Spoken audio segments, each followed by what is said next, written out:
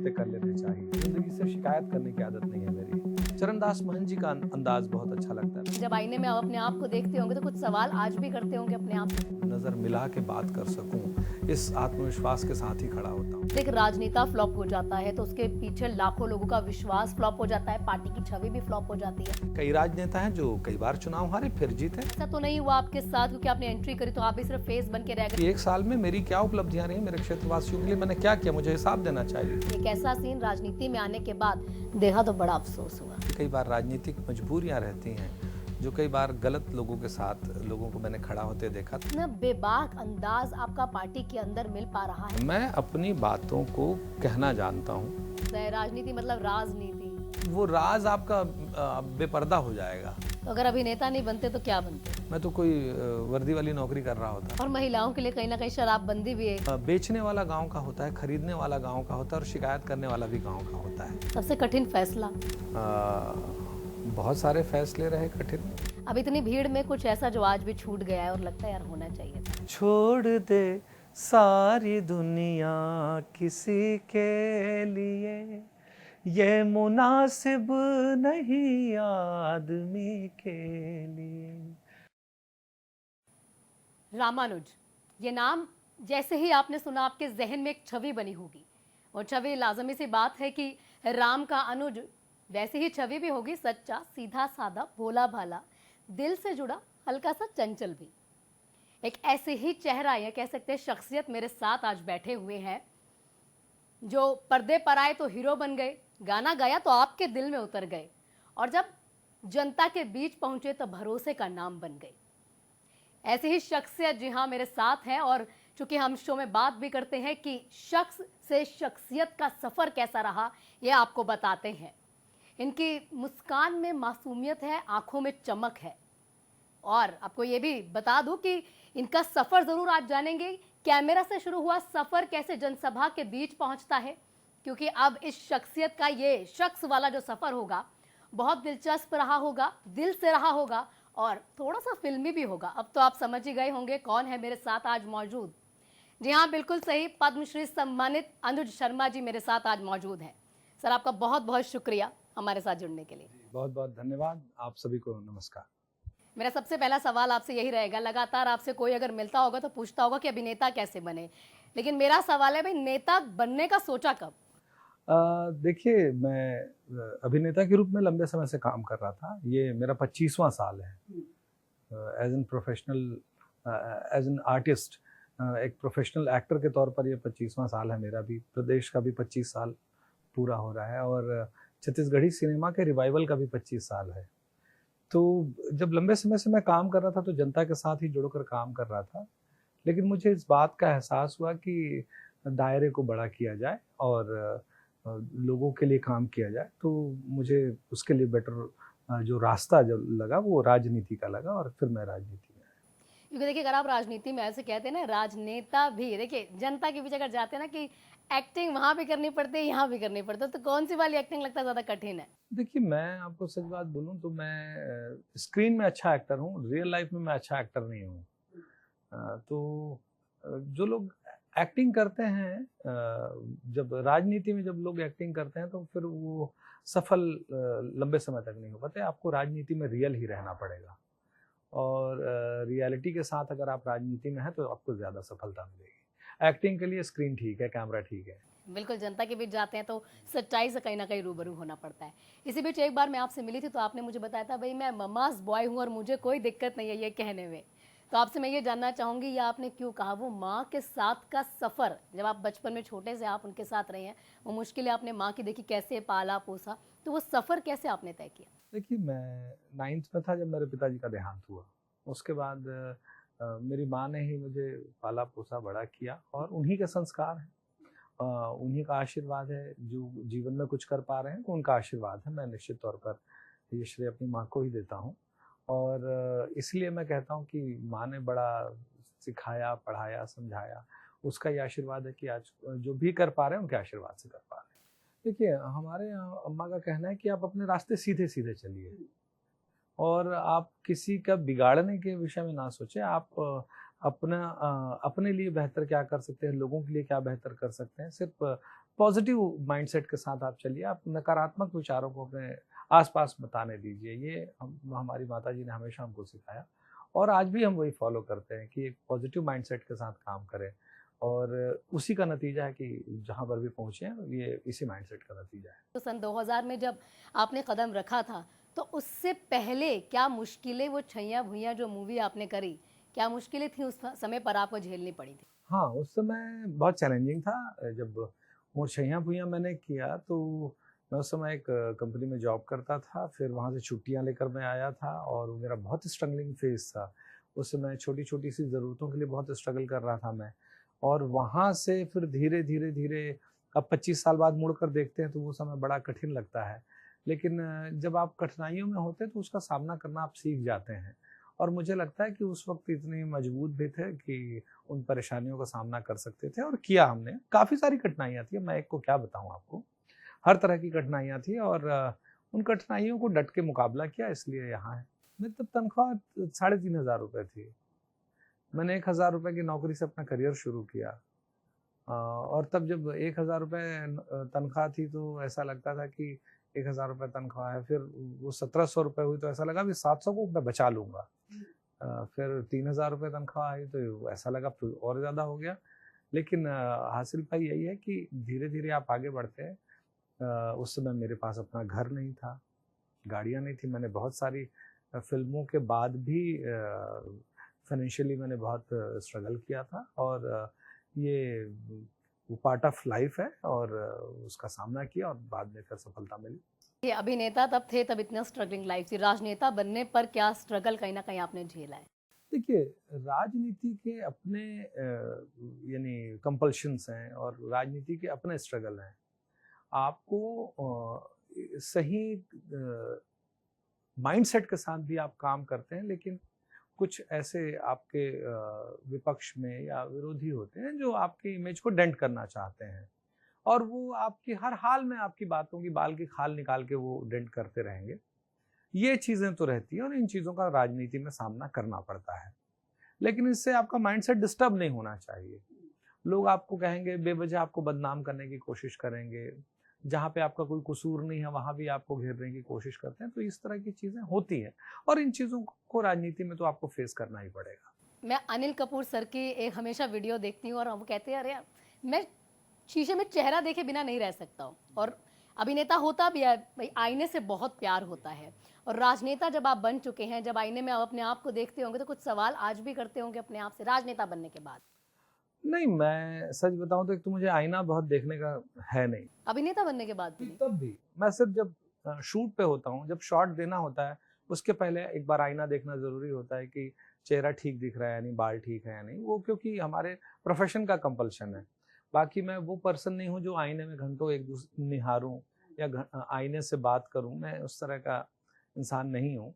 और सच कहूँ तो आप ये जो बात बोल रहे हैं कि राजनेता बनने के बाद आईने में मैं हमेशा जब भी आईने के सामने खड़ा होता हूँ तो नज़र मिला के बात कर सकूँ, इस आत्मविश्वास के साथ ही खड़ा होता हूँ।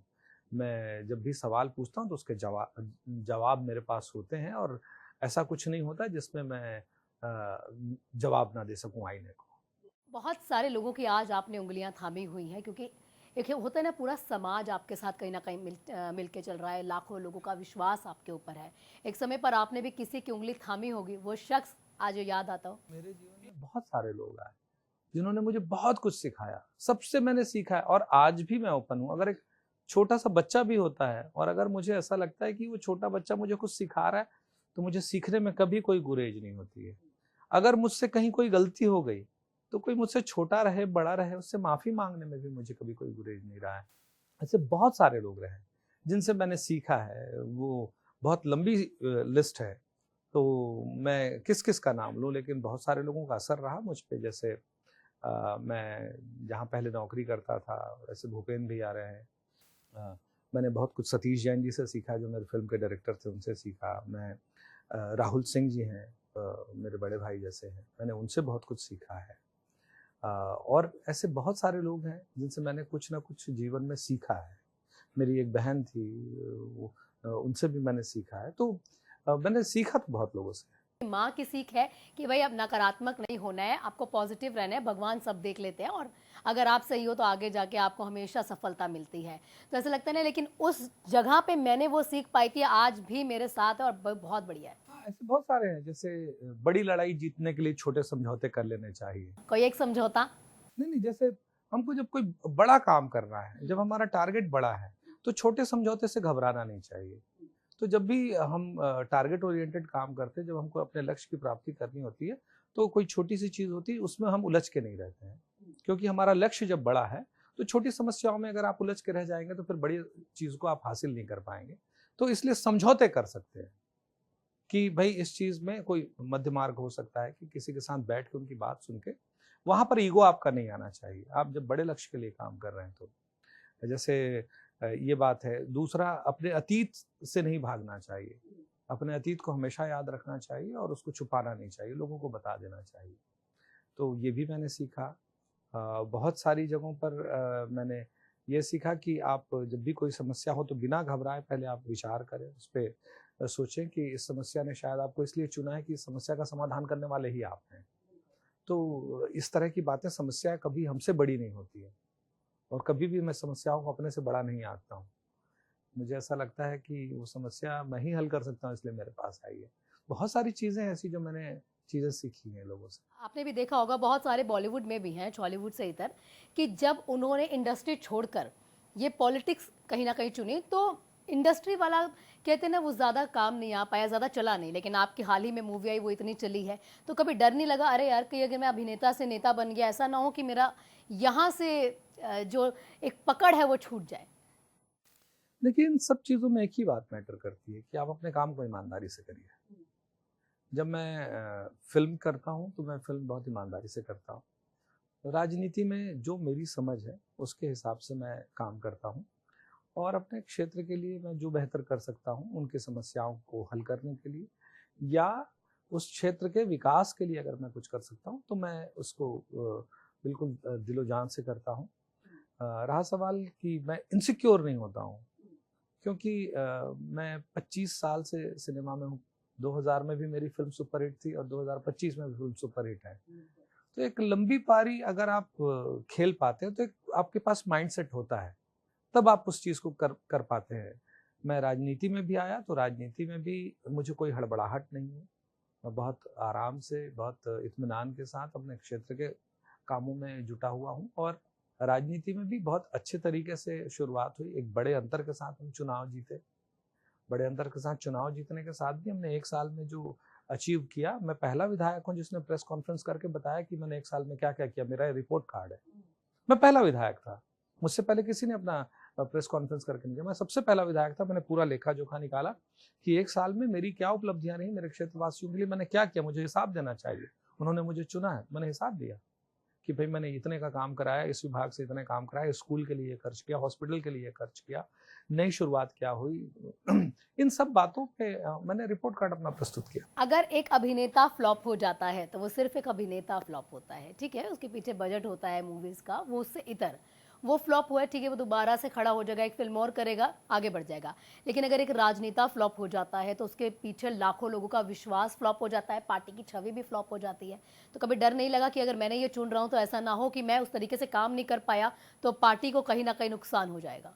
देखिए, राजनीति में चुनाव से अगर आप इसको मेजर करते हैं कि चुनाव जीतने और हारने के कारण, चुनाव जीतने और हारने के 100 कारण होते हैं। उसमें से एक वो व्यक्ति भी होता है। कोई भी चुनाव जब हम लड़ते हैं तो सिर्फ चुनाव मेरी वजह से नहीं जीता गया है। हमारे ग्रास रूट पे जो कार्यकर्ता काम कर रहे हैं वो एक महत्वपूर्ण कारण। पार्टी का हमारा मैनिफेस्टो बहुत बड़ा कारण है। मोदी जी का भरोसा एक बहुत बड़ा कारण है। हमारी पार्टी ने पहले कैसे काम किया, ऐसे 100 कारण होंगे जिस वजह से आप चुनाव जीतते हैं। वैसे जब चुनाव आप हारते हैं तो वो 100 में से कुछ कारण कम हो जाते हैं, 100 पूरे नहीं हो पाते हैं, इसलिए आप चुनाव हारते हैं। तो जो 100 कारण पहले पूरे करता है सफलता के, वो चुनाव जीत जाता है। ऐसा नहीं है कि जो चुनाव हारे हैं उनके पास कुछ कारण नहीं थे जीतने के, उनके पास भी कुछ प्लस पॉइंट्स रहे होंगे, लेकिन वो 100 पूरा नहीं कर पाते। उन सारी चीजों का जो एक फोर्स होता है उसको इकट्ठा नहीं कर पाते, इसलिए लोग चुनाव हारते हैं। इसीलिए तो अंतर किसी का बहुत ज्यादा, किसी का कम, किसी का बहुत कम होता है। तो कांटे का मुकाबला हम इसीलिए कहते हैं कि लोगों के अलग अलग जो फैक्टर्स हैं वो जब इकट्ठे हो जाते हैं, जब एक यानी एक ऐसे नंबर पे आके मामला टिकता है कि जब आपकी जीत सुनिश्चित हो जाती है, तब आप चुनाव जीतते हैं। तो हिट और फ्लॉप मैं ऐसा बिल्कुल नहीं मानता हूँ। कई राजनेता हैं जो कई बार चुनाव हारे फिर जीते, और कई राजनेता ऐसे जो कई बार जीते फिर हारे। तो राजनीति में हिट और फ्लॉप उसी तरह से है जैसे किसी एक हीरो की एक फिल्म आती है और सुपर डुपर हिट हो जाती है, और फिर कभी कोई अगली फिल्म आती है और वो फ्लॉप हो जाती है, फिर उसके बाद फिर से एक हिट आती है। तो इसको आप इस तरह से देख सकते हैं। ऐसा भी होता है कि कभी कोई एक्टिंग इंडस्ट्री से नेता बनाते हैं ना, तो वो सिर्फ एक फेस बन के रह जाता है कि भाई हमारे पास ये शख्स है, बस उतना ही फेस। चाहे वो आप राज्यसभा में देख लीजिए, चाहे आप लोकसभा में देख लीजिए। अब विधानसभा में जब आपने जीता तो ऐसा तो नहीं हुआ आपके साथ, क्योंकि आपने एंट्री करी तो आप भी सिर्फ फेस बन के रह गए कि भाई अनुज शर्मा जो अभी इतना बड़ा अभिनेता था वो हमारी पार्टी में है, और इतने लोगों का फैन फॉलोइंग कहीं ना कहीं साथ लेकर जब पार्टी चाहती है उसका। किसी भी जनप्रतिनिधि को या विधायक को अगर आपको मेजर करना है तो उसके मुझे लगता है 3 पैमाने हैं। हम जब जनप्रतिनिधि बनते हैं तो हमारी तीन दायित्व होते हैं हमारे। पहला ये कि जिस पार्टी ने हमें टिकट दिया और हमें जनप्रतिनिधि के रूप में टिकट देकर जितवाया, पहली हमारी जवाबदारी बनती कि हम उस पार्टी के लिए कितना काम करते हैं अपने संगठन के लिए। दूसरी जवाबदारी है हम जिस क्षेत्र का प्रतिनिधित्व करते हैं उस क्षेत्र की जनता के विकास के लिए, उनकी समस्याओं को हल करने के लिए हम क्या काम करते हैं। और तीसरा हमारा काम होता है कि जिस विधान मंडल में, जिस विधान सभा में हम बैठते हैं, उस विधान सभा में इस प्रदेश के कानून को बनाने के लिए और वहां की विधायिका में आपकी क्या भूमिका रहती है, आप कितने सवालात पूछते हैं, उस संसदीय प्रक्रिया में आप कितने एक्टिवली पार्टिसिपेट करते हैं।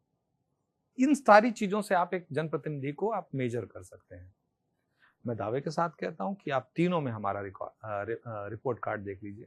पार्टी संगठन के लिए काम की बारी हो या सदस्यता अभियान हो या इस तरह के कितने भी कार्यक्रम हो, पार्टी संगठन के लिए काम करने की बात हो या अपने क्षेत्र की जनता के विकास के लिए बात हो। 156 करोड़ का काम हमने 1 साल के अंदर स्वीकृत कराया अपने विधानसभा में, और 2000 करोड़ का केंद्र सरकार से। यह हमारे क्षेत्र में 1 साल का जो स्वीकृति है कामों की। उसके बाद आप जनता के प्रति इस काम की बात करें, आप विधानसभा में देख लीजिए कि मैंने कितने सवाल लगाए अपने क्षेत्र के विकास से जुड़े हुए मुद्दों पर, कितने ध्यानाकर्षण लगाए हैं, कितने अशासकीय संकल्प लगाए हैं, कितने मैंने अतारांकित सवाल पूछे, कितने तारांकित सवाल पूछे, कितने बजट के अनुदान मांगों की चर्चा में मैंने भाग लिया है। इन सबको देखना चाहिए, और मुझे लगता है कि मैंने अपनी तरफ से प्रयास किया है कि मैं अपने दायित्वों का यथाशक्ति निर्वहन कर सकूं। ये तमाम चीज़ें आप जनता के लिए कर रहे हैं, तो आपके पास कोई एक रिश्ता तो आज भी ऐसा सोचते होंगे ना, वो एक रिश्ता मेरे पास है तो मैं किसी भी चीज़ से लड़ सकता हूँ। हाँ, मेरा परिवार है, मेरी माँ है, मेरी पत्नी है, मेरी 2 बेटियां हैं। आपके पास जब एक मजबूत इमोशनल बैकअप होता है कि जब आपको लगता है कि आप जहां भी परफॉर्म कर रहे हैं, हर हाल में आपके साथ कुछ लोग खड़े हैं, चाहे आपको कोई सही कहे कोई गलत कहे, ऐसे हर हालात में आपके साथ अगर कुछ लोग खड़े हैं, मुझे तो लगता है एक इंसान भी खड़ा है तो भी आपको बहुत भरोसा होता है। लेकिन मेरे साथ ऐसे बहुत से लोग हैं जो मेरे साथ हर हाल में खड़े होते हैं, जो मुझे बचपन से जानते हैं, जो मेरे व्यवहार को जानते हैं, जो मेरे चरित्र को जानते हैं। तो उनका भरोसा जब आपके साथ है तो आपको किसी चीज से डर भय नहीं लगता है, और आप दुनिया के हर मुश्किल हालात का सामना कर पाते हैं। कोई एक ऐसा फोन जब अनुज शर्मा मुश्किल में फंस जाते हैं, मतलब ऐसा नहीं कि कोई दिखने वाली परिस्थितियां, एक मानसिक रूप से इमोशनली आप फंस जाते हैं, वो एक कॉल पहली मैं उस शख्स को करता हूँ। कुछ लोग हैं, जैसे मेरी पत्नी है, मैं उनको फ़ोन करता हूँ। मेरे एक भैया हैं, उनको मैं फ़ोन करता हूँ कि भैया ये बात है और थोड़ा आप इसमें मुझे मार्गदर्शन दीजिए। मैं बिल्कुल ऐसा पूछता हूँ, पत्नी को परिस्थितियाँ बताता हूँ, और 1-2 मेरे मेंटर होते हैं जिनसे मैं बात करता हूँ कि तो उनसे ज़रूर सलाह मशवरा करता हूँ। अब इतनी भीड़ में कुछ ऐसा जो आज भी छूट गया है और लगता है यार होना चाहिए था? देखिए, मैं सच कहूँ तो मैंने आपसे पहले कहा था कि मैं शिकायत नहीं करता हूँ। मैं आज जो हूँ उससे बेहतर बनने की कोशिश कल करूँगा, और मुझे किसी बात का रिग्रेट नहीं है। मैं बहुत ईमानदारी से कहूँ, इसका मतलब ये नहीं कि मैं बेहतर नहीं करना चाहता हूँ। मैं बेहतर करना चाहता हूँ, लेकिन जो है उसमें मैं खुश रहना भी जानता हूँ। कल को देखते हुए मैं अपने आज को खराब नहीं करता हूँ। मैं आज का भी आनंद उतना ही लेता हूँ जितना लेना चाहिए, और जो देश काल परिस्थितियां उसको मैं एंजॉय करता हूँ। तो ऐसा मैं कुछ नहीं कहता कि मैं ये छूट गया, ये ऐसा मैं अफसोस नहीं जताता हूँ, क्योंकि मुझे ऐसा लगता है मैंने जीवन में जो चीज़ सोची, जो चीज़ चाहा, मुझे हर चीज़ मिली है। तो मुझे हक नहीं है कि मैं जीवन से शिकायत करूँ। अरुण साव सर से जब हम मिले थे, उप मुख्यमंत्री जी से, तो उन्होंने बताया कि हाँ, ये तो है, राजनीति में आने के बाद है ना, पारिवारिक जीवन अस्त व्यस्त हो जाता है। मैं ऐसा नहीं मानता, मेरी राय अलग है। आप एक चीज जो बोले थोड़ा मिस हो जाता है, वो मैं ये कह सकता हूँ, मैं थोड़ा गाने कम गा पाता हूँ। म्यूजिकल सिटिंग मेरी कम हो पाती है, यानी गाने सुनना, गाना मुझे बहुत पसंद है। मैं थोड़ा अब वो समय नहीं मिल पाता है मुझे, मी टाइम थोड़ा कम मिलता है, ये कह सकते हैं। लेकिन मैं अपने परिवार को भी प्राथमिकता में रखता हूँ, क्योंकि अगर मैं मानसिक तौर पर रिफ्रेश नहीं होता रहूंगा या अपने परिवार के साथ अच्छा समय नहीं बिता रहा हूँगा, तो मुझे ऊर्जा कहाँ से मिलेगी बेहतर परफॉर्म करने की। तो इसलिए आपको अपनी बैटरी भी समय समय पे चार्ज करनी चाहिए। अगर आपको काम करना है तो वो आपको अपने परिवार के साथ समय बिताकर, उनके साथ क्वालिटी टाइम स्पेंड करके, कि आप थोड़े से परिवार की बातों को सुने, उनकी समस्याओं को सुने, थोड़ा हंसी मजाक करें, इन सब चीज़ों से आप रिफ्रेश होते हैं। और मैं इसमें संतुलन बना के भी रखता हूँ। मैं जब मेरे परिवार की प्रायोरिटी की बात आती है तो वो भी मेरी प्राथमिकता में है, बिल्कुल है, और इस बात को बोलने में मुझे कोई गुरेज नहीं है। भले रात को 12:30 बजे अगर मुझे मेरे क्षेत्र में एक्सीडेंट होता है तो मैं रात भर हॉस्पिटल में खड़ा होता हूँ, क्योंकि उस वक्त मेरे क्षेत्र के लोगों को मेरी ज़रूरत है। लेकिन जब मेरे परिवार को भी मेरी ज़रूरत है तो मैं निश्चित तौर पे उनके साथ भी उतनी ही मजबूती से खड़ा होता हूँ और उनके साथ भी वैसा टाइम स्पेंड करता हूँ। क्योंकि आपने कहा मैं म्यूजिक को अब समय नहीं दे पाता हूँ, तो चाहेंगे कि एक गाना जरूर, अब हम चाहेंगे, हम आपको, हमारे लिए थोड़ा समय आपने दिया है, तो उसमें आपका मन पसंदीदा एक हॉलीवुड का और एक बॉलीवुड का जरूर चाहेंगे, जो आपको लगता है भाई मैं, मुझे बहुत पसंद। अभी मेरी फिल्म आई है सुहाग, उसमें एक गाना है बहुत अच्छा, वो गाना है काफी पसंद कर रहे हैं लोग, मिलियंस में व्यूज हैं। आठों पहर लिख दो मैं तोर नाम माँ, आठों पहर लिख दो मैं तोर नाम माँ, तोरे अगोरा है मोर गाँव माँ, लिख दे हो जिंदगी मैं तोर नाम माँ, लिख दे हो जिंदगी मैं तोर नाम माँ, बिहाले जहाँ तोलापन गाँव माँ, आठों पहर लिख दो मैं तोर नाम माँ, तोरे अगोरा है मोर गाँव माँ। और एक बॉलीवुड भी जानना चाहेंगे हम। बॉलीवुड में तो मैं रफ़ी साहब को बहुत पसंद करता हूँ। नए सिंगर्स में अरिजीत मुझे बहुत पसंद है, उदित जी बहुत पसंद है। मैं नया सुनाऊँ पुराना सुनाऊँ? कोई भी जो आपको पसंद दे दो। मुझे ये पसंद है, सुनाता हूँ। लाख मना ले दुनिया साथ न ये छूटेगा, आके मेरे हाथों में हाथ न ये छूटेगा, ओ मेरे जीवन साथी, तेरे मेरे सपने अब एक रंग है, हो जहाँ भी ले जाएं राहें हम संग हैं। राज कपूर साहब के कई गाने और कई ऐसे सिंगर्स कहते भी यार ये गाना आपके जीवन से जुड़ा हुआ है, क्योंकि आप खुद सिंगर है तो आपको भी लगता है ये गाना ना जीवन से जुड़ा और ये बहुत जरूरी है सुनना। ये मेरे बचपन का फेवरेट है। छोड़ दे सारी दुनिया किसी के लिए, ये मुनासिब नहीं आदमी के लिए, प्यार से भी जरूरी कई काम है, प्यार सब कुछ नहीं जिंदगी के लिए, छोड़ दे सारी दुनिया किसी के लिए। आपने कहा है कि देखिए विपक्ष की चालें कुछ ऐसी रहती हैं और कुछ जनता के सवाल ऐसे रहते हैं, ज़्यादा आपको गुस्सा किस चीज़ पे आता होगा? जनता के बेतुके सवाल जो कहीं ना कहीं जहन में डाल दिए जाते हैं, उनको समझाना मुश्किल हो जाता है, ये विपक्ष कैसे तंज देखिए, कई बार क्या होता है कि एक रॉन्ग परसेप्शन सेट कर दिया जाता है कि लोगों को नियम के तहत हो जाता है, लेकिन लोग इस बात को मानने को राजी नहीं होते हैं कि वो नियम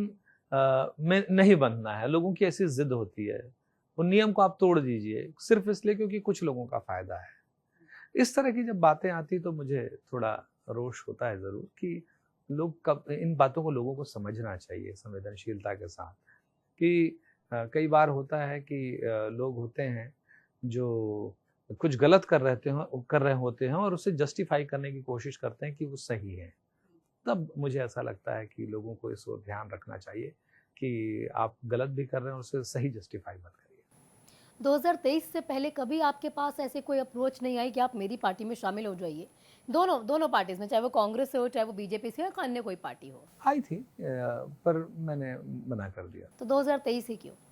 2023 जब मुझे लगा कि ये तो मेरा फैसला था, जब मुझे लगा कि अब समय है कि मुझे राजनीति में आना चाहिए, तब फिर मैंने फैसला किया। आप एक्टिंग में पारंगत थे, लगा नहीं कि राजनीति में जाऊंगा तो कुछ गलत ना हो जाए?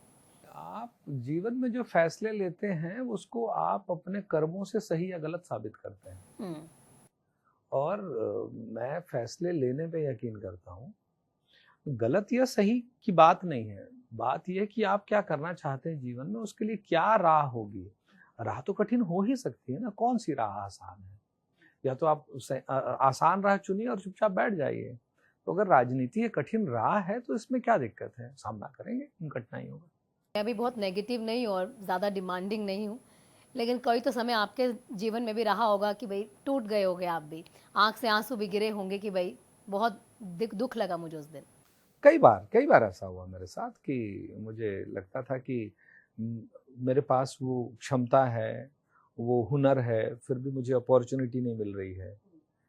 ऐसा क्यों? तो कई बार आपको इंतज़ार करना पड़ता है, कई बार अपने आप को थोड़ा रोक के रखना पड़ता है, और कई बार ऐसा होता है कि आपको 2 कदम पीछे लेना पड़ता है क्योंकि आपको लंबी छलांग लगानी होती है। तो आपको अपने आप को ये समझाना पड़ता है कि मैं 2 कदम पीछे इसलिए नहीं आया हूँ कि मैं डर गया या घबरा गया या हार गया। मैं 2 कदम पीछे इसलिए आया हूँ क्योंकि मुझे लंबी छलांग लगानी। ऐसे सीन आपने बहुत सारे अपनी मूवीज में दिया, एक ऐसा सीन राजनीति में आने के बाद देखा तो बड़ा अफसोस हुआ। कई बार ऐसा सीन होता है कि कई लोग गलत होते हैं और गलत बातों को सही साबित करने की कोशिश में लगे रहते हैं। लेकिन कई बार मैंने देखा है लोगों की कई बार राजनीतिक मजबूरियां रहती हैं, जो कई बार गलत लोगों के साथ लोगों को मैंने खड़ा होते देखा, तब मुझे दुख हुआ। लेकिन मुझे ऐसा लगता है कि वो तात्कालिक या क्षणिक हो सकता है, लेकिन लॉन्ग टर्म में वो हमारे प्रदेश के लिए, हमारे देश के लिए हानिकारक होता है। तो कई बार ऐसे फैसले होते हैं जिसको आप देखते हैं कि इन चीज़ों में समझौता नहीं होना चाहिए। इस समय, क्योंकि आपने कहा रिपोर्ट कार्ड मैंने दे दिया है, कभी ऐसा समय आया आपने सोचो यार एक्टिंग ज़्यादा आसान थी यार राजनीति से? नहीं, ये तो बिल्कुल विचार आता है कि लोग पूछते भी हैं हमेशा कि आपको कौन सा फील्ड। निश्चित तौर पे राजनीति ज़्यादा कठिन और ये ज़्यादा चैलेंजिंग है ये फील्ड, और बड़ा भी है। सबसे कठिन फैसला? सबसे कठिन फैसला, बहुत सारे फैसले रहे कठिन। कोई एक अभी याद आ रहा हो एकदम? अभी मैं सच बोलूं तो अभी मुझे कोई ऐसा कठिन फैसला याद नहीं आ रहा है कि जिसको लेने में मैं हिचकाऊंगा। मैं कठिन से कठिन फैसले बहुत जल्दी ले लेता हूँ, तो मुझे वैसी हिचक नहीं होती है। कई बार आपके फैसले गलत साबित होते हैं तो लगता है कि ये फैसला हम इसको सही साबित नहीं कर पाए, इस बात का एहसास होता है। लेकिन जिस वक्त हम कोई फैसला लेते हैं, हम अपने इंटेलेक्ट, अपने दिमाग, अपने सोच में उस समय हमें जो उचित लगता है वो फैसला हम करते हैं, और उस फैसले के लिए और कोई जिम्मेदार नहीं होता, हम खुद जिम्मेदार होते हैं। तो मैं ऐसे फैसलों की जिम्मेदारियां भी लेता हूँ जो फैसले गलत साबित होते हैं। तो कोई एक फैसला आपने अगर अभी तक लिया हो, आपको लगा नहीं यार ये फैसला गलत हो गया, मैं जिम्मेदारी भी लेता हूँ, लेकिन साथ साथ कठिन भी था मेरे लिए फैसला लेना? मैं सच बोलूं तो ऐसा मैं कोई फैसला नहीं कर पाया ज़्यादा जो बहुत गलत साबित हुआ हो, और अगर वो हुआ है तो उसके लिए मैं क्षमा मांगने में भी देरी नहीं करता। तो अगर आप ऐसा कुछ कहें कि मेरे जीवन का ये फैसला जिसका मुझे रिग्रेट है कि जीवन भर मुझे इस बात का पछतावा रहेगा, तो मुझे ऐसा कोई फैसला याद नहीं आ रहा है। तो अभिनेता जब आप थे और बड़े मुखरता से कहीं ना कहीं जाके बोल देते होंगे ना, जब जब भी आपका शूट हो रहा होगा, तो क्या उतना बेबाक अंदाज आपका पार्टी के अंदर मिल पा रहा है आपको? क्योंकि नए नए विधायक बने हैं, अभी हाल ही में आए हैं, तो वो कहीं ना कहीं कटाक्ष भी हो जाते हैं। दो तीन चीजें, मैं अपनी बातों को कहना जानता हूँ, और जिस भी फोरम में कहने की बात हो तो मैं अपनी बातों को तो रख तो देता हूँ, मैं उसमें कभी गुरेज नहीं करता हूँ। और निश्चित तौर पे हमको पार्टी फोरम में भी अवसर मिलता है, और जब भी मौका मिलता है, जब भी अवसर मिलता है, मैं उन बातों को दमदारी के साथ रखता हूँ। देखिए, अभिनेता में ऐसा होता है कि भाई कभी कभी अगर कोई दुश्मनी हो जाती है, वो खुलकर सामने आ जाती है, लेकिन राजनीति में ऐसा नहीं होता है। राजनीति में हर एक से गले में लगना पड़ता है, ना चाहते हुए भी। ये तो एटिकेट्स भी हैं कि आपके वैचारिक मतभेद होते हैं लोगों से, आपके वैचारिक मतभेद है, और वैचारिक मतभेद के लिए प्रजातंत्र में पूरे द्वार खुले हैं। और मुझे ऐसा लगता है हमारी किसी से कोई स्थायी दुश्मनी नहीं होती है, वो किसी विषय पर, किसी विचार को लेकर हमारी दुश्मनी होती है, और उसको उस भावना के साथ ही लिया जाना चाहिए। जैसे हम खेल के मैदान में जाते हैं, विरोधी टीम के खिलाड़ी के साथ हम खेलते हैं, और लेकिन जब हम मैच खत्म होता है तो फिर हम हाथ मिलाते हैं, चाहे आप जीते हो या हारे हो। तो मुझे ऐसा लगता है राजनीति में भी ये शुचिता होनी चाहिए, और छत्तीसगढ़ में ऐसी शुचिता देखने को मिलती है। हमारे यहाँ जो प्रमुख दोनों दल हैं, उनके सभी नेताओं से भी मेरे अच्छे संबंध हैं, और निश्चित तौर पे कई जगह विपक्षी दल के लोग भी आपको अप्रिशिएट करते हैं, कहीं आपको वो मार्गदर्शन भी देते हैं। तो ये तो होना चाहिए, क्योंकि हम सभी का जो उद्देश्य है वो तो छत्तीसगढ़ का भविष्य बेहतर हो, छत्तीसगढ़ राज्य को हम बेहतर से बेहतर बना सके, सभी का लक्ष्य तो यही है।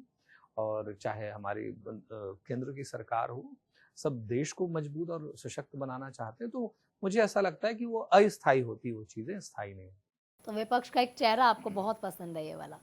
विपक्ष के एक नहीं, कई चेहरे मुझे अच्छे लगते हैं, जो बहुत व्यवहारिक हैं, जो हमेशा व्यवहार करते। मैंने बोला ना कि हमारी राजनीति में बहुत सारे विषय होते हैं जिसमें हमारा मतैक्य नहीं होता है। नहीं, मैं राजनीति से हटके बात कर रहे हैं। चरणदास महंत जी का अंदाज बहुत अच्छा लगता है, बहुत मृदुभाषी हैं, बहुत शांत, बहुत सौम्य तरीके से अपनी बातों को रखते हैं, और उनकी बातों में वो धार भी होती है कि जिस बात को धारदार तरीके से कहना चाहते हैं वो कहते हैं।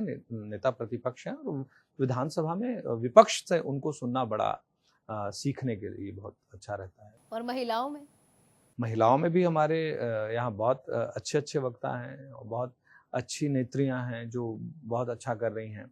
उसमें अनिला भेड़िया जी हैं, विपक्ष की अगर आप बात कर रहे हैं तो अनिला भेड़िया जी हैं, संगीता सिन्हा जी हैं, ये लोग विधानसभा में बहुत एक्टिव रहते हैं। और हमारे पक्ष से भी हमारी महिला जो नेत्रियां हैं वो बहुत एक्टिव रहती, भावना बोहरा जी हैं, वो बहुत एक्टिव रहती हैं। विपक्ष में भी ऐसे वरिष्ठ कई सदस्य हैं जिनकी भाषा, जिनकी भाषण सुनने से बहुत कुछ सीखने को मिलता है। एक्टिंग में जब आप थे तब आपके पास अपने आप ही फिल्म्स आती रही होंगी, अब देखिए विधायकी भी अपने आप आई है आपके पास, तो अब फ्यूचर का क्या प्लान है, आगे क्या करेंगे? मेरा दायित्व है एक विधायक के रूप में, और मैं अपने दायित्व का अपने पूरी शक्ति, पूरी ताकत, पूरी क्षमता के साथ निर्वहन करने का प्रयास कर रहा हूँ। तो उसमें बेहतर से बेहतर परफॉर्म करने की कोशिश करूँगा। भारतीय जनता पार्टी का एक कार्यकर्ता हूँ, और हमारी पार्टी कार्यकर्ता एक बेस्ड पार्टी है, एक कैडर बेस्ड पार्टी है। तो हमारे यहाँ सबको दायित्व दिया जाता है। अभी पार्टी ने मुझे दायित्व दिया कि एक जनप्रतिनिधि के रूप में चुनाव लड़ूं, और उसके बाद अपने दायित्वों का निर्वहन करूं। पार्टी का जैसा निर्देश होता है हम वैसे निर्देशों का पालन करते हैं। महिलाओं की बात करी, महिलाओं के लिए कोई एक फैसला जो आपकी विधानसभा में आपने लिया है? देखिए, महिलाओं के लिए हमारे क्षेत्र में बहुत सारी चीज़ें हुई हैं। हमने CSR से एक बहुत बढ़िया सिलाई बुनाई केंद्र हमने शुरू करवाया यहाँ पर धरसीवां में, वहाँ ये चल ही रहा है। हमारे यहाँ रीपा भी काफ़ी अच्छे से एक्टिव है और इसके अलावा अगर आप देखें कि हमारे यहाँ आपको बताते हुए बहुत खुशी होती है कि कुछ NGOs हैं जो हमारे यहाँ बहुत अच्छा काम कर रहे हैं, हम उनको भी बहुत प्रोत्साहित कर रहे हैं। हमारे यहाँ एक अमेरिका से लोग आते हैं, हमारे यहाँ का प्रोडक्ट अमेरिका में बिकता है। अगर आप एम्स में दवाई खरीदेंगे तो उसका जो पैकेट है, जो पाउच है, वो हमारे यहाँ से बन के आता है।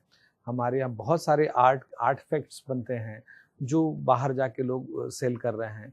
तो नारी सशक्तिकरण के लिए तो हम ये चीज़ कर ही रहे हैं, और साथ ही साथ जब भी ऐसा अवसर आता है कि महिलाओं के लिए हम कोई और बेहतर काम कर सकते हैं, तो उसके लिए अलग अलग हमारी अभी प्लानिंग है, करने वाले हैं। महिलाओं के लिए कहीं ना कहीं शराबबंदी भी एक। बिल्कुल, मैं तो बहुत प्रबल समर्थक हूँ। मैं तो पहले भी कहता था ना मैं पीता हूँ ना पीने दूंगा इसमें, लेकिन गांव का भी हमें सहयोग लगता है, क्योंकि गांव वालों का सहयोग बहुत जरूरी इसलिए है क्योंकि बेचने वाला गांव का होता है, खरीदने वाला गांव का होता है और शिकायत करने वाला भी गांव का होता है। लेकिन जब हम बात करते हैं, जब हम थाने में जब निर्देशित करते हैं कि आप जाकर इस पे कार्रवाई करिए, जब हमारे पास शिकायत आती है तो उनको कई बार गवाह नहीं मिल पाते, तो उस पे गांव से भी हमको समर्थन की जरूरत पड़ेगी। गांव में भी एक वातावरण बनाना पड़ेगा।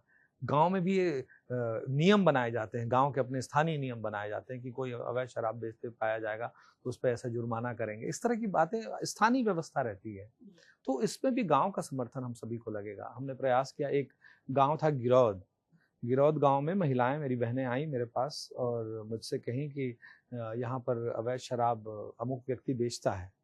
तो मैंने बोला कि चलिए चलते हैं, तो सब लोग वापस जाने लगे। मैंने बोला अरे आप लोगों ने शिकायत की थी, आपको मेरे साथ चलना होगा।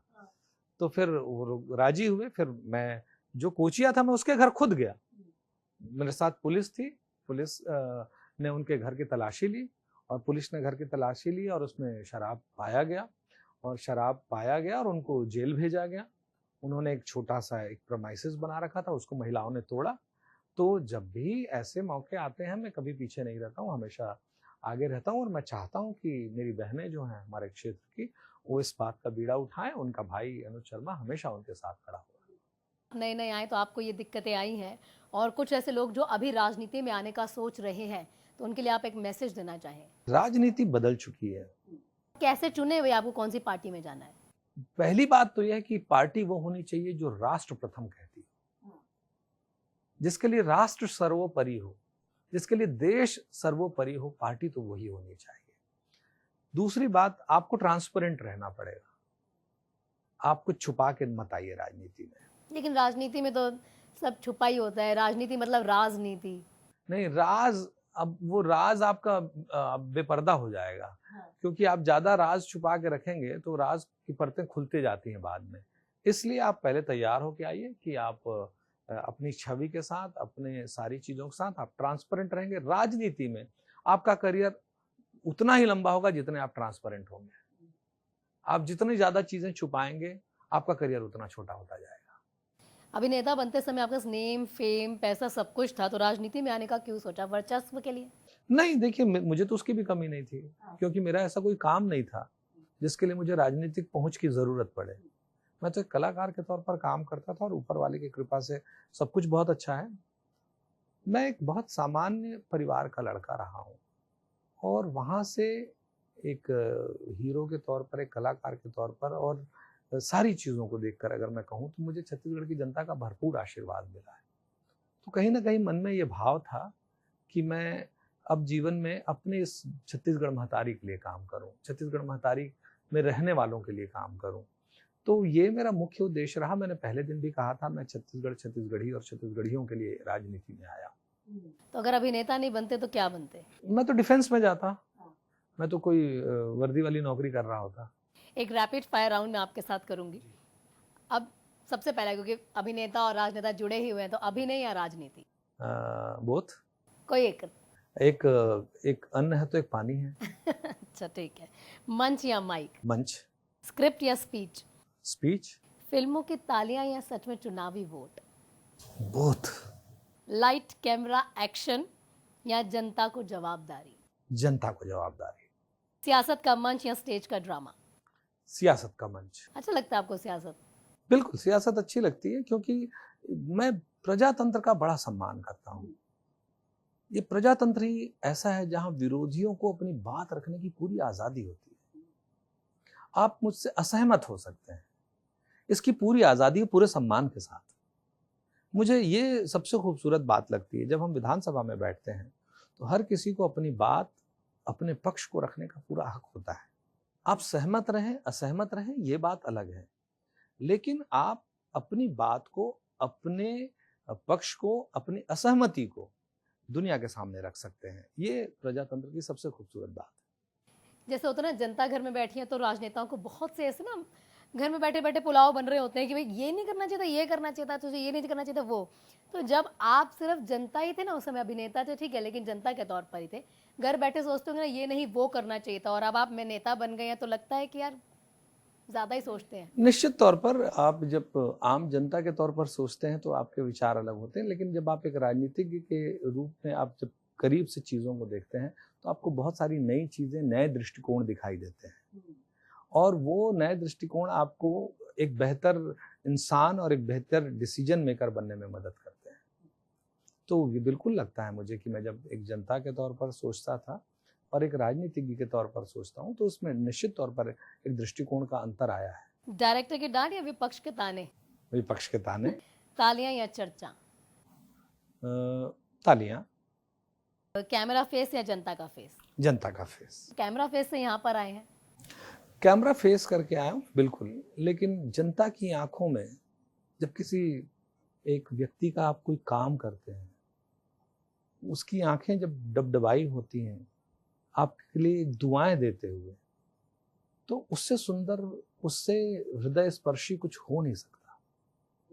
कि ऐसा कई बार ऐसा हुआ है कि लोगों की ज़रूरतें बड़ी छोटी छोटी सी रहती हैं और उसके लिए वो स्ट्रगल कर रहे होते हैं। आपके एक फ़ोन से, आपके एक प्रयास से, जो कि आपका काम है, जब उनका काम होता है तो वो उनका जो भाव होता है, मैं आपको एक घटना बताता हूँ। एक जायसवाल जी हैं मांडर टेकारी के, उनकी बिटिया बोन मैरो ट्रांसप्लांट था, उसमें बहुत सारे पैसों की ज़रूरत थी, और यानी एक और मज़ेदार चीज़ ये थी कि वो विपक्षी पार्टी के थे, लेकिन जब मेरे पास वो दरखास्त आई और मैं माननीय मुख्यमंत्री जी से आग्रह किया और मुख्यमंत्री जी के सहायता कोष से उस बच्ची के बोन मैरो ट्रांसप्लांट के लिए पैसे मिले, तो उनके पिताजी जब मुझसे मिलने आए, जायसवाल जी जब मिलने आए, तो उनकी जो दुआएं उनकी आंखों में झलक रही थी, वो मैं कह नहीं सकता। और आज भी जब भी कहीं भी मिलते हैं वो सबको बताते हैं। सवाल ये नहीं है कि वो क्या हुआ, मुझे खुशी इस बात की कि वो बच्ची आज इस दुनिया में है। मुख्यमंत्री जी इतने संवेदनशील हैं जिन्होंने इतनी जल्दी कार्रवाई की। अभी एक बच्ची का लीवर ट्रांसप्लांट का है, तो उसके लिए भी हमने लिखा है, तो अभी उसका भी ट्रीटमेंट चल रहा है। तो इस तरह की जब चीज़ों को आप देखते हैं तो मुझे ऐसा लगता है कि ये ज़्यादा बेहतर है। पोस्टर पे लगा हुआ चेहरा या बैनर पोस्टर पे लगे हुए चेहरे? पोस्टर पे। डायलॉग डिलीवरी या मुद्दों की डिलीवरी? मुद्दों की। मैं पोस्टर वाले पे एक और बात जोड़ूंगा। पोस्टर पे जो फिल्मी पोस्टर पे जब आपका फोटो होता है तो वो बड़ा रहता है और हमेशा बड़ा रहा है, और जो राजनीतिक पोस्टर होते हैं उसमें आपकी फोटो छोटी बड़ी होती रहती है। सिनेमा हॉल या जनसभा में जाना? जनसभा। सिनेमा हॉल आज नहीं पसंद? नहीं जी, सिनेमा हॉल पसंद है। आपने दो में से एक पूछा था। सिनेमा हॉल की अपनी एक कैपेसिटी होती है, लेकिन जनसभा में अपार जनसभा होती है, इसलिए वो जनता सामने दिख के प्यार पता लगता है। ठीक है, अब निर्देशक या मुख्यमंत्री, हालांकि ये सवाल तो अब नहीं करना बनता है। देखिए मुख्यमंत्री है। अब गाना या भाषण? ये आपने बहुत अच्छा, उसमें अगर आप बोलेंगे तो गाना मुझे ज्यादा। एक बार पहले वाले पे जरूर जाऊंगी। निर्देशक के जरिए ही यहाँ तक पहुंचे हैं, मुख्यमंत्री तो अभी हाल ही में मिले हैं, एक साल। नहीं, ऐसा नहीं है। निर्देशक एक फिल्म को प्रभावित करता है, मुख्यमंत्री एक पूरे प्रदेश के लिए जिम्मेदार होते हैं। निर्देशक आपको एंटरटेन कर सकता है, लेकिन मुख्यमंत्री आपके जीवन स्तर को बेहतर कर सकता है और लाखों करोड़ों लोगों के जीवन स्तर को बदल सकता है। अब स्क्रीन प्ले या पार्टी की रणनीतियाँ? पार्टी की रणनीतियाँ। कोई एक रणनीति बड़ी पसंद है? मुझे बिल्कुल पसंद है। भारत की और भारतीय जनता पार्टी की ये स्पष्ट नीति है, राष्ट्र प्रथम। हमारे लिए देश सर्वोपरि है, इसीलिए कहते हैं तेरा वैभव अमर रहे मां, हम दिन चार रहे न रहे। ये स्पष्ट नीति है, और इससे मजबूत नीति इस देश में सिर्फ भारतीय जनता पार्टी लेकर आई। जब ऑडिशन देने गए थे वो दिन ज्यादा कहीं ना कहीं एक कहते ना मन में धुक धुक होती है, डर लगता है, हार्ट बीट फास्ट होती है ना, नामांकन करने वाला दिन ज्यादा ऐसा था? नामांकन वाले दिन जब हम गए थे तो नामांकन के 2-3 सेट जमा होते हैं, तो निश्चित तौर पर जब भी आपके कागजात आपने भरे हैं, एक तो मैं डॉक्यूमेंट्स को लेके बहुत पर्टिकुलर आदमी हूँ, बहुत ऑर्गेनाइज्ड आदमी हूँ, तो मुझे बहुत भय तो नहीं लगता, लेकिन जब तक चीज़ें ओके नहीं होती हैं, आपको लगता है कि आपने कोई ह्यूमन एरर तो नहीं कर दिया है, ये बात आपको रहती है। लेकिन इस तरह की गलतियां मुझसे वैसे जीवन में कभी हुई नहीं है। तो आज भी अपने आप को किस तरह से देखते हैं, एक सुपरस्टार अनुज शर्मा या फिर मैं एक एमएलए अनुज शर्मा, विधायक अनुज शर्मा? मैं अपने आप को एक छत्तीसगढ़िया अनुज शर्मा के रूप में देखता हूँ, एक देसी लड़का जो छत्तीसगढ़ में मेरे पास ये ऑप्शन था कि मैं छत्तीसगढ़ से बाहर भी अपना करियर बना सकता था, लेकिन मुझे हमेशा छत्तीसगढ़ महतारी का आंचल ही हमेशा अच्छा लगा, यहीं की छाँव मुझे अच्छी लगी। तो मुझे इन सब चीज़ों से ऊपर, चाहे मैं सुपरस्टार हूँ या मैं एमएलए हूँ या जो भी हूँ, लेकिन उस सबसे पहले मैं एक छत्तीसगढ़िया, एक आम नागरिक हूँ। बस मुझे यही अपनी पहचान ज़्यादा अच्छी लगी। राजनीति में आने से पहले मुझे ये राजनेता बहुत पसंद था। बहुत सारे राजनेता, अटल जी, सुषमा स्वराज जी, प्रमोद महाजन जी, ये सब बड़े अच्छे पॉलिटिशियन हुए हैं जो मुझे बहुत पसंद हुए हैं। आप वहाँ के गोवा के चीफ मिनिस्टर थे पर्रिकर जी, मनोहर पर्रिकर जी, उनकी राजनीति मुझे बहुत अच्छी लगी। ऐसे कई राजनीतिज्ञ हैं जिनके राजनीति का तरीका मुझे बहुत अच्छा लगा। डॉक्टर रमन सिंह जी बहुत अच्छे हैं। हमारे सीएम साहब बहुत अच्छे पॉलिटिशियन, क्लीन, बहुत सीधे, बहुत सहज सरल और बहुत अच्छे पॉलिटिशियन मैं मानता हूँ माननीय मुख्यमंत्री जी। हाल ही में, एक तो पहले मैं आपकी पार्टी पे ही आती हूँ, एनडीए में चिराग पासवान आए थे। बिहार में चुनाव है, आखिरी चरण में हम हैं। कुछ सवाल ऐसे करना चाह रही हूँ, चिराग पासवान का फ्यूचर कितना ब्राइट आपको लगता है? और तेजस्वी यादव भी वहां पर है, उनके कॉम्पिटिटर, क्योंकि दोनों यंग फेस है। देखिए, चिराग पासवान और तेजस्वी यादव में मैं एक बात कहूँगा, चिराग पासवान जी का भविष्य ज़्यादा बेहतर है, क्योंकि उन्होंने जिस जोश और जज्बे के साथ निशर्त भारतीय जनता पार्टी के लिए अपना पक्ष उन्होंने पहले से रख दिया था कि भाई मैं इस पार्टी के साथ रहूंगा, और चुनाव के पहले उन्होंने स्पष्ट कर दिया था। वो मौका परस्त इंसान नहीं, उन्होंने एक अपनी आइडियोलॉजी के साथ, उनकी अपनी पार्टी है, लेकिन उनको लगा कि देश के लिए हितकर भारतीय जनता पार्टी के साथ रहना है, तो वो साथ में रहे। आज मंत्रिमंडल के अहम हिस्सा हैं और बेहतरीन काम कर रहे हैं। तो निश्चित तौर पे चिराग पासवान के आगे तेजस्वी यादव कहीं नहीं लगते हैं। राहुल गांधी केंद्र पे भी चले जाते हैं एक बार। राहुल जी की लीला अपरंपार है, आप जानते हैं। तो एक मैसेज जो आप बच्चियों से लेकर यंग बच्चियों तक को देना चाहें कि भाई आप ये समझिए, मेरे घर में भी महिलाएं हैं, मैं आपके साथ हूं, लेकिन आपको भी ये काम करना है। देखिए, महिलाओं की सदी है ये। 33% महिला आरक्षण, महिलाओं का ही युग है ये, और महिलाओं को नेतृत्व करने का सुअवसर मिला है। तो मैं तुम सारी महिला शक्ति से, नारी शक्ति से मैं आग्रह करूंगा, निवेदन करूंगा कि वो अपनी तैयारी मजबूत करें, ज्यादा से ज्यादा अपनी तैयारी करके रखें, क्योंकि उनके पास अपॉर्चुनिटीज बहुत बढ़ गई हैं पहले से। पॉलिटिकल क्षेत्र में, पॉलिटिक्स में भी बहुत बड़ी अपॉर्चुनिटी उनके पास है। अब जब महिला आरक्षण आएगा, जब वो लागू होगा, क्योंकि उसको पास करने का काम हमारी पार्टी ने कर दिया है, तो निश्चित तौर पे उनके पास अपॉर्चुनिटी ढेर सारी होंगी, और इन अवसरों का फायदा वही महिलाएं उठा पाएंगी जो पहले से तैयारी करके रखेंगी। तो मैं सारी महिला और नारी शक्ति से कहूंगा कि आप अपनी तैयारी जोरदार करिए, क्योंकि पॉलिटिकली आपका रोल पहले से कहीं ज्यादा बड़ा और अहम होने वाला है। तो वो सूत्रों के हवाले से जो खबर है, वह जल्द मंत्रिमंडल विस्तार होने वाला है, महिला फेस हो जाएगी। देखिए, ये तो माननीय मुख्यमंत्री जी का विशेषाधिकार है कि वो मंत्रिमंडल में किसे रखते हैं। इस विषय में मेरा कुछ टिप्पणी करना उचित बिल्कुल नहीं है, ये उनका विशेषाधिकार। नहीं, पर फिर भी अगर चाहते भी होंगे, एक महिला तो होनी चाहिए, और क्योंकि एक ही मंत्री आपके पास महिला मंत्री है। महिला मंत्री एक तो है ही, लेकिन ये तो उनका विशेषाधिकार है, इस पे मेरा टिप्पणी करना बिल्कुल उचित नहीं। ठीक, अब बहुत बहुत आपका शुक्रिया। Thank you. तो ये शख्सियत आप देख रहे थे, तमाम बातें उन्होंने कही कि कैसे पहले मात्र 1000 रुपए से ये सफर मेरा शुरू हुआ था, कितनी परेशानी हुई, लेकिन अब 1700 रुपए में थोड़ी खुशी भी हुई, लेकिन फिर भी कम पड़ने लगते हैं। तो उन्होंने ये भी आपको समझा दिया है, जीवन ऐसे ही चलता है, छोटे से शुरू होता है, आगे बढ़ता है, उसके बाद बहुत सारी चीजें होती रहती हैं, और यही जीवन का नाम है। आप हार मत मानिए और बिल्कुल नेगेटिव नहीं होना है। उन्होंने भी अपनी माता जी की एक बात गांठ बांध ली है, नेगेटिव नहीं होना है। ये सबके जीवन में समस्याएं आती हैं और ये भी उन्होंने बता दिया कि भगवान आपको उतना ही दुख देता है जितनी सहन शक्ति आपके अंदर भगवान जरूर देख पाते हैं। इसी के साथ हमारे खास कार्यक्रम शख्सियत में इतना ही। फिर एक और शख्सियत से मुलाकात करेंगे, उनका शख्स से शख्सियत का सफर जरूर जानेंगे। तब तक के लिए मुझे दीजिए इजाजत। नमस्कार।